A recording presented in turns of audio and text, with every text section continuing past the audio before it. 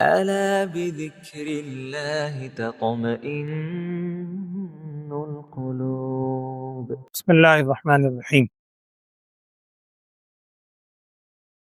سیدنا حضرت موسیٰ علیہ السلام اور حضرت ہارون علیہ السلام دونوں حقیقی بھائی بھی ہیں، خاندان بنی اسرائیل کے بڑے مشہور پیغمبر۔ کل میں نے آپ سے عرض کیا تھا حضرت ایوب علیہ السلام کے حوالے سے اور حضرت شعیب علیہ السلام، یہ بھی بنی اسرائیل کے دو پیغمبر تھے۔ آپ نے گزشتہ حضرت یوسف علیہ السلام کے واقعے میں یہ بات ہمارے سامنے آئی تھی کہ حضرت یوسف علیہ السلام کے بھائی کنعان سے مصر آئے تھے حضرت یوسف علیہ السلام کے پاس، یعقوب علیہ السلام کے ساتھ۔ اس کے بعد ان کے سارے بھائی 11 بھائی، ایک حضرت یوسف علیہ السلام 12، یہ سارے کے سارے آباد ہوئے مصر میں، اور مصر میں یہاں پھر بنی اسرائیل کی بڑی آبادی ہوئی، بڑے خاندان آباد ہوئے، بڑی خوشحالی میں زندگی گزار رہے تھے مصر۔ بلکہ ایک حدیث کا مفہوم بھی ہے کہ نبی صلی اللہ علیہ وسلم سے سوال پوچھا گیا تھا، آپ یہ بتلائیں کہ بنی اسرائیل کا اصل وطن تو وہ کنعان کا علاقہ تھا، حضرت یعقوب علیہ السلام تو وہاں تھے، تو یہ مصر میں کیسے آباد ہوئے؟ تو اس پر یہ پوری سورہ یوسف اور یہ پورا سورہ واقعہ ہمارے سامنے آیا۔ تو حضرت موسیٰ علیہ السلام کے والد، ان کا نام بھی عمران ہے، اور حضرت مریم علیہ السلام کے والد، ان کا نام بھی عمران ہی ہے۔ قرآن میں جو سورت ہے سورہ آل عمران کے نام سے، اس سے حضرت مریم علیہ السلام کے جو والد ہیں عمران، ان کا تذکرہ اس سورہ آل عمران میں ہے۔ سورہ قصص میں اور طٰہٰ وغیرہ میں جہاں حضرت موسیٰ علیہ السلام کا تذکرہ ہے، تو موسیٰ علیہ السلام کے شجرے میں بھی والد کا نام عمران، اور اوپر دو ناموں کے بعد اوپر یعقوب علیہ السلام کا نام اور وہ ساری خاندان آتا ہے یوسف علیہ السلام۔ میں نے آپ سے عرض کیا تھا کہ مصر کے اندر جو بادشاہ ہوا کرتا تھا اس کا لقب تھا فرعون۔ فرعون کوئی نام نہیں ہے، فرعون ایک لقب اور ایک منصب ہے۔ حضرت یوسف علیہ السلام کے زمانے میں بھی فرعون تھا، وہ بڑا نیک، ریان یا ایان دونوں نام آتے ہیں اس کا نام، یہ بڑا نیک تھا، اور اس نے حضرت یوسف علیہ السلام کو باقاعدہ وہ بادشاہ عطا کی۔ اس کے بعد اس کی تیسری نسل میں، اس وقت جو فرعون تھا تیسری یا چوتھی نسل میں، ولید بن ریان، ولید بن مصعب بن ریان، یا مصعب خود تھا، یہ مختلف نام ہیں کتابوں میں، قرآن میں کوئی اس کی تفسیر نہیں ہے، مشہور یہی ہے کہ ولید بن مصعب بن ریان، یہ شخص تھا فرعون حضرت موسیٰ علیہ السلام کے زمانے۔ اس کو جب معلوم ہوا کہ یہ خاندان بنی اسرائیل کے لوگ اصل وطن تو کنعان تھا اور یہ یہاں آباد ہے مصر، یہ ہوتے ہوتے حضرت یوسف علیہ السلام کے اولاد پر بعد مختلف قسم کی برائیاں پھیلنی شروع ہو، برائی کو بڑی تیزی سے پھیل، شیطان بھی ساتھ لگا، تو اس نے اس حد تک وہ جو فرعونیت ہمارے ذہنوں میں ایک ضرب المثال ہے کہ اس کے دماغ میں فرعونیت سمائی ہوئی ہے، وہ فرعون یہی تھا موسیٰ علیہ السلام کے زمانے کا، ولید بن مصعب بن ریان یا جو بھی نام۔ اس نے اپنے آپ کو خدا کہلانا شروع کر دیا، نعوذ باللہ۔ سب سے پہلا اس کو سجدہ کرنے والا، اس کو ماننے والا اس کا وزیر حامان، اس کا نام بھی قرآن میں ہے، حامان، قارون اور فرعون، یہ تینوں نام قرآن کے اندر ہیں۔ حامان یہ سب سے پہلے اس کو سجدہ کرنے والا، ماننے والا، آہستہ آہستہ جو تھے، ظلم و ستم تو بادشاہوں میں ہوتا ہے، سب کو زبردستی اپنا تابع بنانے۔ بنی اسرائیل کے جو لوگ تھے یہ چونکہ خاندانی طور پر انبیاء کرام کی اولاد تھی، انہوں نے اس کو ماننے سے انکار تو کیا، سجدہ بھی نہیں کیا، اس کے غلط باتیں بھی نہیں مانا۔ اب اس نے ظلم و ستم شروع کیا، اور ظلم و ستم کی صورت یہ اختیار کی کہ ان کو غلام بنا لیا، غلاموں جیسی زندگی ان سے بسر کرتا دیا، کہتا تھا تم نکل جاؤ یا غلاموں جیسی سختی کر۔ اسی دوران یہاں سنن نسائی ایک سیاہ ستہ میں بڑی مشہور کتاب ہے، اس میں ایک طویل حدیث ہے، حدیث الفتون کے نام سے، فتنوں پر، بہت طویل حدیث ہے۔ میں اس کا خلاصہ آپ سے عرض کر دیتا ہوں۔ حضرت سعید ابن جبیر رحمۃ اللہ علیہ ایک تابعی ہیں، وہ فرماتے ہیں کہ میں حضرت عبداللہ ابن عباس رضی اللہ عنہ کے پاس گیا اور میں نے ان سے پوچھا، چونکہ عبداللہ ابن عباس عام صحابی نہیں ہیں، یہ وہ صحابی ہیں جن کو ترجمان القرآن کہا جاتا ہے، ان کا لقب ہے ترجمان القرآن اور رئیس المفسرین۔ حضرت عبداللہ ابن عباس رضی اللہ تعالیٰ عنہ آپ صلی اللہ علیہ وسلم کے چچا زاد آئے، بالکل چھوٹے سے تھے جب آپ صلی اللہ علیہ وسلم نے دنیا سے رحلت فرمائی، 10-12 سال، لیکن نبی صلی اللہ علیہ وسلم نے دعا دی تھی کو قرآن فہم۔ تو سعید ابن جبیر کہتے ہیں کہ میں عبداللہ ابن عباس کے پاس آیا اور میں نے کہا جی یہ جو حدیث فتون ہے، فطروں پر، اور بلکہ قرآن کی آیت پر، قرآن میں ہے وَقَتَلْتَ نَفْسًا فَنَجَّيْنَاكَ مِنَ الْغَمِّ وَفَتَنَّاكَ فُتُونًا، حضرت موسیٰ علیہ السلام کو خطاب، وَقَتَلْتَ نَفْسًا، آپ سے ایک نفس قتل ہو گیا تھا، ابھی واقعے میں آئے گا انشاءاللہ، فَنَجَّيْنَاكَ مِنَ الْغَمِّ، اللہ تعالیٰ فرما رہے ہیں ہم نے آپ کو غم سے نجات دی، وَفَتَنَّاكَ فُتُونًا، اور ہم نے آپ کو بہت سی آزمائشوں سے گزارا، بڑے فتنے آئے۔ تو سعید بن جبیر کہتے ہیں میں نے حضرت عبداللہ ابن عباس سے پوچھا کہ حضرت یہ وَفَتَنَّاكَ فُتُونًا سے کون سے فتنے مراد؟ یہ سوال اس سے کہہ رہے ہیں جو قرآن فہمی میں امتیازی شان رکھتے۔ حضرت عبداللہ ابن عباس رضی اللہ عنہ نے فرمایا کہ یہ بڑی طویل بات ہے، تم کل آنا صبح بتاؤ۔ سعید بن جبیر کہتے ہیں مجھے جستجو تھی، صبح ہی میں پہنچ گیا، میں نے کہا جی میں حاضر ہوں، اور وہ ذرا وَفَتَنَّاكَ فُتُونًا تو سنا ہے۔ اب وہ جو انہوں نے واقعہ سنائے وہ مختصر میں عرض کر رہا ہوں، اور آج تو یقیناً مکمل نہیں ہو سکے گا، بڑا تفصیلی بات۔ حضرت عبداللہ ابن عباس رضی اللہ تعالیٰ عنہ نے جو حدیث بیان کی اس کا مختصر مفہوم یہ ہے، انہوں نے فرمایا کہ یہ بنی اسرائیل اولاد یعقوب جب مصر کے اندر آباد تھی تو وہاں لوگوں میں آپس میں یہ بات چیت چل رہی تھی، ایک نبی آنے والے ہیں، ہمارے بڑوں نے ان کی علامات بتائی ہیں جو ہمیں نجات دلائیں گے ہر قسم کے ظلم سے۔ فرعون کے دربار میں بھی یہ باتیں ہوئی، فرعون نے پوچھا کیا باقی ایسی بات ہے؟ انہوں نے کہا وہ تو منتظر ہیں، وہ کہتے ہیں کہ یوسف علیہ السلام تو تھے لیکن یعقوب علیہ السلام سب، لیکن ان کے بعد کوئی ایسا اور نبی آنے والا۔ کچھ فرعون کے دربار میں یہ نجومیوں کو بھی بڑا زور تھا، جلچی ذائچے لگانے والے، انہوں نے بھی کچھ ذائچے لگائے اور انہوں نے بھی فرعون کو ڈرایا کہ عنقریب ایک بچہ، بنی اسرائیل یہ قبطی تھے، فرعونی یہ الگ قوم ہے، بنی اسرائیل جو آئے ہوئے تھے ان میں عنقریب ایک بچہ پیدا ہونے والا ہے اور وہ بچہ بڑا ہو کر نہ تیری حکومت کے خاتمے کا سبب ہے۔ اب یہ توہم پرستی تو ان لوگوں میں بہت، اب یہ ڈر گیا، اس نے کہا کہ کیا بچنے کی صورت ہے، مشورے ہونے شروع ہوئے۔ مشورے میں اس نے طے یہ کیا، قرآن میں بھی اس کا ذکر ہے، سورہ بقرہ میں بھی ہے، کئی جگہ ہے، اس نے یہ فیصلہ کیا کہ بنی اسرائیل میں اپنے کارندے بھیج دیے، بنی اسرائیل جہاں جہاں آباد کوئی بستیاں تھیں، کہ تم تحقیق کرو، جو بچہ پیدا ہو بیٹا لڑکا، اس لڑکے کو پیدا ہوتے ہی فوری طور پر، قرآن کے الفاظ ہیں ذبح کرنا۔ اب یہ جب اس نے کہا فیصلہ ہوا، چنانچہ عمل درآمد ہو، بادشاہ ہے جو ظلموں سے ان کی سب تک ظلم بتا، یہ کوئی کہانی نہیں، بچوں کو باقاعدہ ذبح کر دیا کرتے تھے اگر پتہ چل۔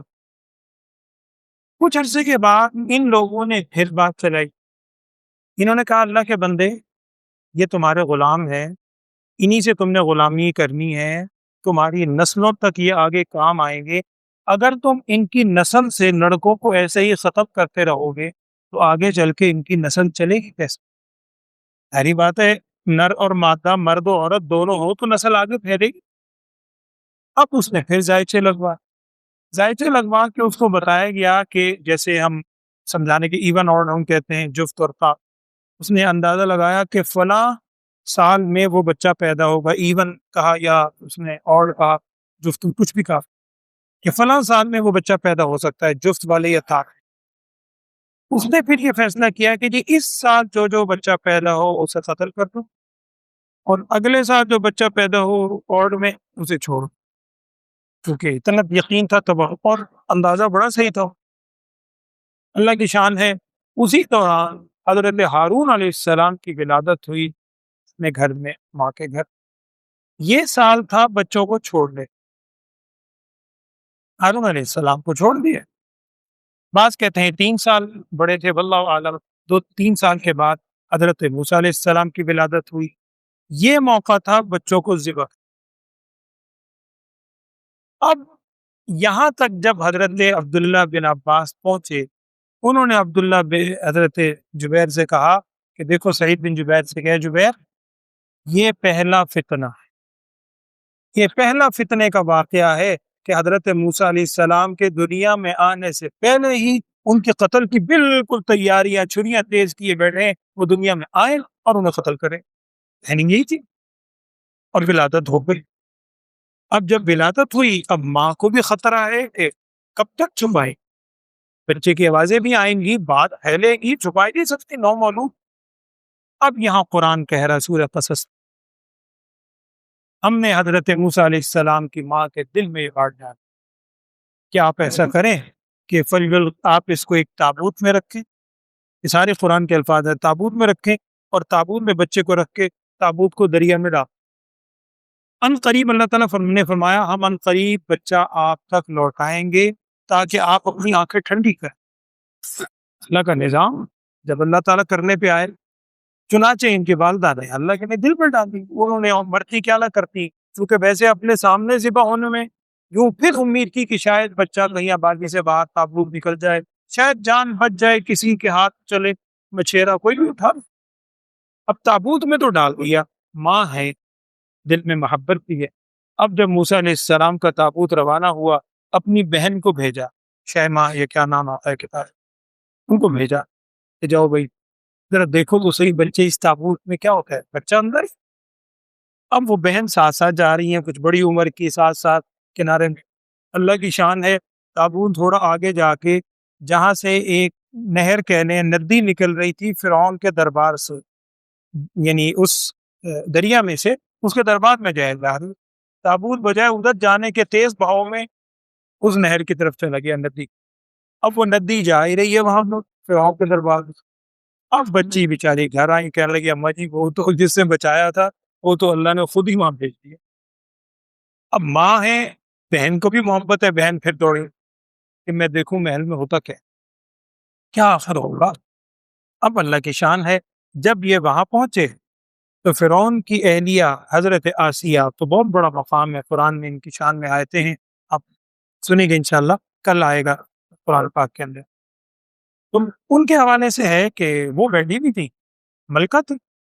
انہوں نے دیکھا اوپر سے، جو بھی اس وقت ساتھ دیکھنے کا، کھڑکی کہہ لیں، غرفہ کہہ لیں، جو بھی صورت، انہوں نے دیکھا کہ اس ندی میں ایک تابوت آ رہا ہے بہتا.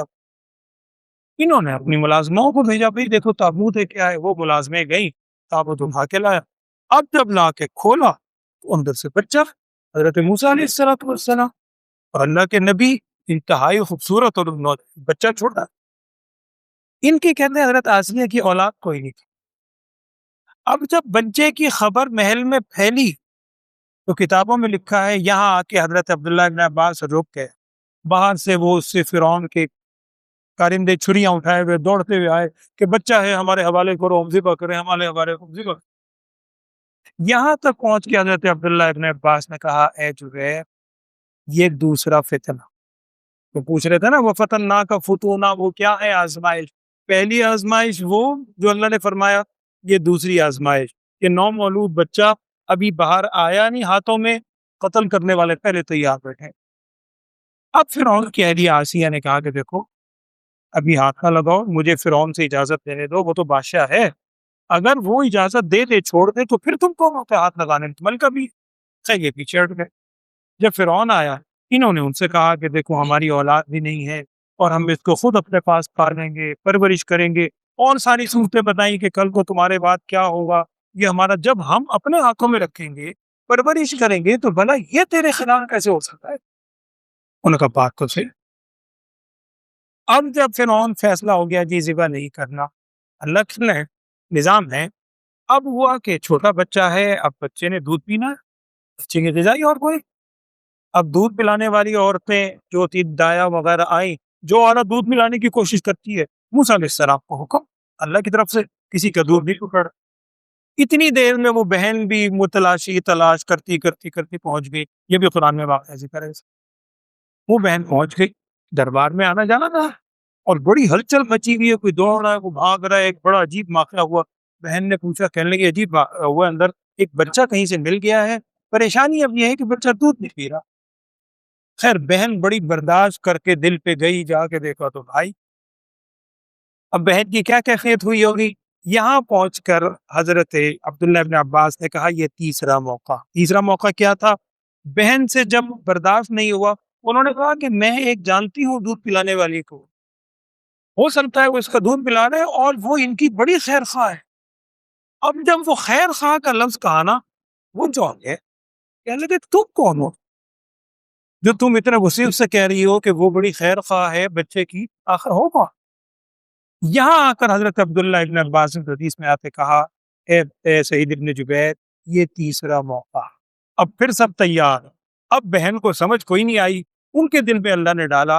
انہوں نے کہا میرے کہنے کا مطلب یہ ہے کہ جو فرعون کے دربار میں رسائی کرے گا, جس کو فرعون کے دربار میں آنا جانا ہوگا, اس کو بڑا مال و دولت ملے گا, تو خیر خواہ تو خود بخود ہوگا, تو فرعون کا خدمت گار بھی بنے گا, شکر گزار بھی بنے گا کہ اس کو فرعون کے دربار تک رسائی کا موقع مل گیا. اس نیت سے میں نے کہا.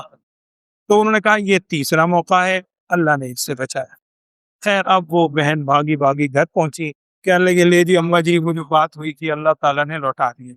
اب واقعات میں لکھا ہے کہ موسیٰ علیہ السلام کی والدہ آئیں. ہم سوچ بھی نہیں سکتے ماں کی کیا کیفیت ہوگی, کس طرح برداشت کر کے آہستہ سے بچے کو اٹھایا ہوگا, سینے سے لگایا, دودھ پینا شروع کر دیا.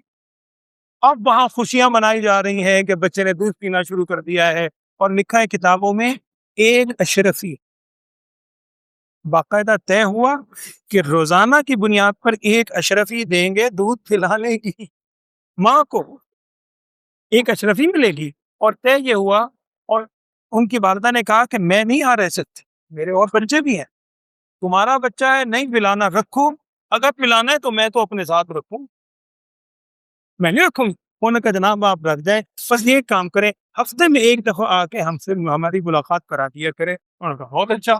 اب اللہ تعالیٰ نے یوں سرکل گھمایا, اللہ کا نظام, وہی بچہ دوبارہ ہاتھوں میں, اب وہ خدمت بھی کر رہے ہیں, اشرفیاں بھی دے رہے ہیں, احسان مند بھی ہیں کہ وہ ہفتے میں ایک دفعہ جا کے شکل دکھا دیتی. اس طرح کر کے اللہ جل شانہ نے موسیٰ علیہ السلام کی پرورش فرمائی.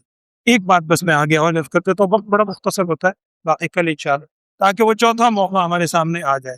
3 موقع تو ہو گئے. اس کے بعد حضرت موسیٰ علیہ السلام نے پرورش پانا شروع کی فرعون کے دربار. اب جب موسیٰ علیہ السلام کچھ بڑے 2 سال تک وہ ماں آتی رہی, دودھ پلاتی رہی, اور جب دودھ چھڑوایا تو اس میں لکھا ہے کہ حضرت آسیہ نے بڑا پروٹوکول کے ساتھ استقبال کیا. ہر کنیز سے کہا کہ آج میرا بچہ آ رہا ہے, اپنے بچہ ساتھی, اس کا استقبال ہونا چاہے. 2 سال کے بعد جب وہ آئیں, ہر طرف سے انعاموں کی بارش ہے, انعامات برس رہے ہیں, ان کی ماں کو مل رہے ہیں, سب کچھ ہے بچے کے لیے. اب جب تھوڑے سے ہوشیاری کی عمر میں آئے موسیٰ علیہ السلام, اللہ کے نبی ہیں, کیا شان سے اللہ تعالیٰ ان کو پال رہا ہے, جسمانی قوت بھی تھی شروع سے. ایک دفعہ کہتے ہیں کہ فرعون نے گود میں لیا ہوا تھا, تو انہوں نے فرعون کی داڑھی پکڑ کے زور سے کھینچی. قرآن میں تو اس کی تفسیر نہیں ہے, حدیث میرے بھائی اس حدیث میں ہے, یہ جو میں عرض کر رہا ہوں. داڑھی زور سے کھینچی کہ باقاعدہ 2-4 بال اس کے اکھڑ گئے. بچہ جیسے ابھی بھی بچہ شرارت میں پکڑ لیتا. اب فرعون تو ڈرا ہوا ویسے ہی تھا, اس نے کہا یہ دیکھو یہ بچہ یہ خطرناک ہے, اور مجھے داڑھی کھینچ رہا ہے, مجھے تکلیف پہنچا رہا ہے, میں تو اسی وقت چاہتا تھا کہ میں اس کو ختم کروں.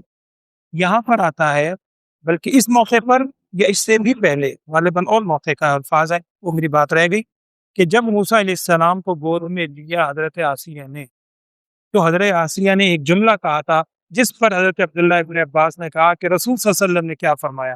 وہ جملہ یہ کہا تھا حضرت آسیہ نے کہ اس بچے کو پال لیتے ہیں, ہو سکتا ہے کہ یہ ہمارے لیے خیر کا باعث بنے, ہماری آنکھوں کی ٹھنڈک بنے. اس پر آتا ہے فرعون نے کہا تھا تیرے لیے خیر ہوگی, میرے لیے اس میں خود ہے. یہاں حضرت عبداللہ ابن عباس نے ارشاد فرمایا, نبی صلی اللہ علیہ وسلم ارشاد فرمایا, اگر اس وقت فرعون یہ کہہ دیتا کہ میرے اور تیرے لیے اس میں خیر ہے, تو اللہ اس کو اس کے لیے خیر کا باعث بنا دے. بات وہی ہے کہ جب انسان کے دل میں طلب خود ہی نہ ہو، خود ہی اگر طلب نہ ہو، آپ کسی برتن کو ہی اوندھا کر دیں تو اس میں کتنی چیز جائے گی۔ وہ شیخ سعدی کا مشہور شعر ہے نا، بارہ کے در لطافت تبش خلاف نیس، در باغ لالا روی و در شور ابو فس، کہ بارش کی طبیعت کی لطافت میں کوئی شک نہیں ہے، بارش کا پانی یکساں برستا ہے، ڈپینڈ کرتا ہے کہ زمین کیسے۔ در باغ لالا روی، یہی پانی باغ میں گرتا ہے تو گل و گلزار بنا دیتا ہے، یہی پانی اگر بنجر زمین پہ گرتا ہے، کلت پہ گرتا ہے، وہاں سے خاردار کانٹے اگتے ہیں، تو اثر ڈپینڈ کرتا ہے وہ ظرف۔ تو یہ بات لوگ بال جب داڑھی کھینچی، اب فرعون نے پھر شور مچایا۔ اب اس میں آتا ہے کہ فیصلہ ایسے کیا گیا کہ ایک تشت لایا گیا۔ حضرت آسیہ نے کہا کہ بچے کا امتحان لے لیتے ہیں۔ ایک تشت میں ایک طرف اشرفی چمکتی ہوئی اور ایک طرف آگ کا چھوٹا سا انگارہ چمکتا، کوئی نہ جیسے دیکھتا ہو، دونوں چمکتی ہوئی چیزیں۔ انہوں نے کہا کہ یہ دیکھو لا کے رکھو، اگر تمہارے بقول بڑا ہوشیار بچہ ہے اور بڑا سمجھدار ہے، بڑا تمہارے نقصان دہ ہے، تو وہ اشرفی اٹھائے، اور اگر اس کی طرف ہاتھ اٹھایا تو ظاہری بات ہے وہ نومولود ہے، جیسے ہر بچہ ہوتا ہے۔ تو یہاں پر آتا ہے، بعض حضرات دکھتے ہیں کسی صحیح روایت میں یا قرآن میں تو نہیں ہے، بعض کہتے ہیں کہ موسیٰ علیہ السلام کا ہاتھ تو اشرفی کی طرف بڑھا، لیکن حضرت جبرائیل علیہ السلام ہر وقت ساتھ ہیں، انہوں نے ہاتھ انگارے کی طرف، انگارہ اٹھا کر بعض کتابوں میں ہے کہ جلتی میں بے اختیار زبان پہ رکھ بھی دیا۔ اب زبان پہ رکھنے سے بچے ہیں چھوٹے، وہ جو کیفیت چیخنے چلانے کی ہوئی، آسیہ نے بھی بڑا نام کام کیا فرعون کو کہ تو نے خامخواہ میں آزمائش کی، دیکھ بچہ ہے، نہ سمجھ ہے، اس کو اتنی تمیز نہیں ہے اور تو سمجھتا ہے کہ یہ۔ یہاں پر آ کر انہوں نے کہا تھا حضرت عبداللہ بن عباس نے کہ یہ چوتھا موقع ہے، تیسرا موقع حل ہے۔ اس کے بعد پھر چوتھا موقع کیا آئے گا کہ جب فرعون کے دربار میں بڑے ہوئے، اب قرآن نے وہ سارا واقعہ ذکر کیا ہے کہ موسیٰ علیہ فَمَكَذَهُ مُوسَىٰ فَقَضَىٰ عَلَيْهِ، موسیٰ علیہ السلام نے ایک مکہ مارا تھا، تو کیا واقعہ ہوا تھا وہ میں عرض کروں گا۔ سیدنا حضرت موسیٰ علیہ السلام قرآن میں سب سے زیادہ ذکر اگر آیا ہے، رسول اکرم صلی اللہ علیہ وسلم کو خطاب ہے ہی ہر جگہ، لیکن آپ صلی اللہ علیہ وسلم کے بعد اگر سب سے زیادہ خطاب ہے نام لے کر، وہ حضرت موسیٰ علیہ السلام خطاب ہے۔ کل میں انشاءاللہ باقی بات عرض کروں گا۔ الحمدللہ رب العالمین، اللہم صلی علی سیدنا و مولانا محمد وعلی آل سیدنا و مولانا محمد وبارک وسلم علیہ۔ اللہم یا شافی الامراض اشف مرضانا یا قاضی الحاجات اقض حاجاتنا انت ولینا فاغفر لنا وارحمنا وانت خیر الراحمین، وصلی اللہ تعالی علی خیر خلقہ سیدنا و مولانا محمد وعلی آلہ واصحابہ اجمعین برحمتک یا